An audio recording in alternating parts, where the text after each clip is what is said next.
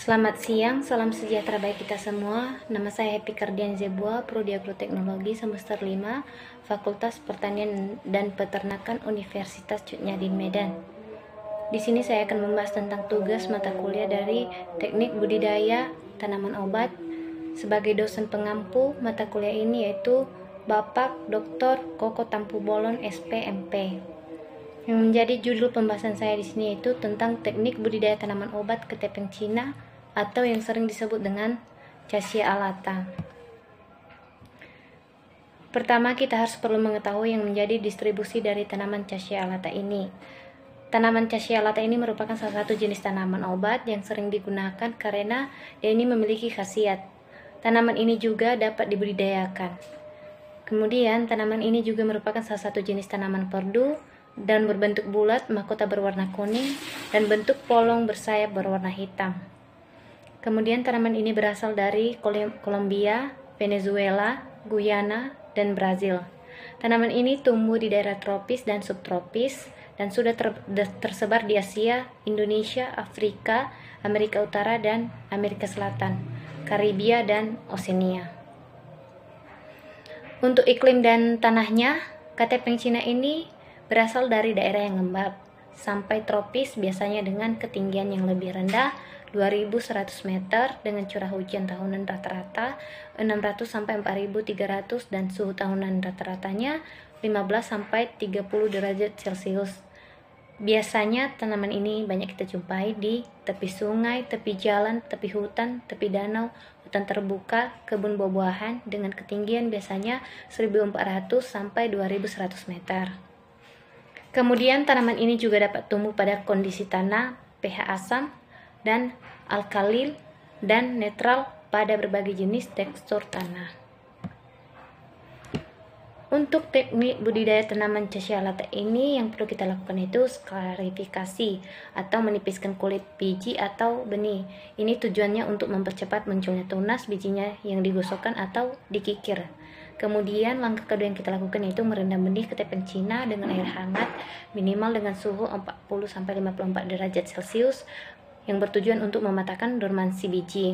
Setelah 6 jam kita rendam, kita diamkan di tempat terbuka, tunggu sampai bijinya kering. Kemudian kita lakukan penyemaian. Untuk penyemaian yang pertama kita lakukan yaitu kita sediakan wadah atau sebagai tempat persiapan untuk tempat penyemaian biji tanaman. Kemudian bagian bawahnya itu kita lubangi agar siklus airnya lancar. Kita masukkan benih atau biji ketepeng Cina ini ke dalam media tanam dengan kedalaman 2,2 sampai 3,5 cm. Kemudian lubangnya itu kita tutupi dengan tanah yang ada di sekitar benih dan kita tutup wadah. Kita usahakan menggunakan plastik bening yang diberikan 2 sampai 7 lubang kecil dan kita semprotkan dengan air halus apabila tanamannya itu kering.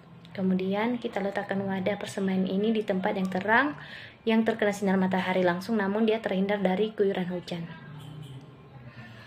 Setelah penyemaian kita lakukan penjarangan, penyiraman serta pencegahan hama dan penyakit yang biasanya 9 sampai 26 hari benih atau bijinya sudah mengeluarkan tunas atau berkecambah. Kemudian setelah itu bibit ketepeng Cina ini tumbuh besar, muncul 2 sampai 4 helai daun. Maka kita pindahkan bibit ke media tanam. Jadi untuk melakukan penanaman, yang pertama kita lakukan itu pemindahan bibit tanaman satu persatu dan kita lakukan secara hati-hati. Ini tujuannya agar tidak terjadi kerusakan pada akar tanaman. Soalnya akar tanaman yang masih kecil itu masih lemah. Kemudian tanah yang ada di bawah akar tanaman kita ikut sertakan pada saat pemindahan bibit tanaman. Kemudian kita usahakan posisi tanaman itu pada saat penanaman itu tegak. Setelah tunas barunya sudah mulai tumbuh atau terlihat, berarti itu sudah kita bisa pastikan bahwa tanamannya itu sudah mulai tumbuh atau mulai kokoh. Untuk perawatan tanaman yang perlu kita lakukan dalam perawatan tanaman ketepeng Cina ini meliputi penyiraman, pemupukan, penyulaman, pengendalian hama dan penyakit. Untuk panen biasanya ketepeng Cina ini itu biasanya dilakukan pada umur 1,5 sampai 3 tahun. Perlu kita ketahui juga yang menjadi senyawa dan kegunaan dari tanaman Cassia alata ini.